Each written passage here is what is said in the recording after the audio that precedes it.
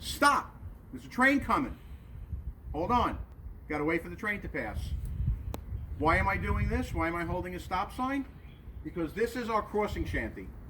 In the days before we had mechanical arms that would come down to block cars, we had men just like this who would man these stations and keep the cars from crossing over the tracks. They would hand crank the crossing arms. This particular shelter was donated to us by a retired railroad employee's family, where it was being reused as a storage shed. And when he passed on, they donated it to the museum. We took a couple of years, we restored it.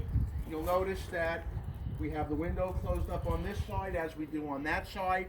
Inside the building, it was basically just a place for the crossing shanty operator to sit, stay warm. He had a phone inside where he could be called down the line from station to station to station. We believe that this unit came from Queens. We're not really sure, but we believe it was Maspeth, Queens. But buildings like this were ubiquitous to Long Island. They were all over, anywhere there was a grade crossing. Now, the Long Island Railroad took many years to try to eliminate the grade crossings so they can get rid of these and do everything mechanical, so there's no need for hiring people just to man these.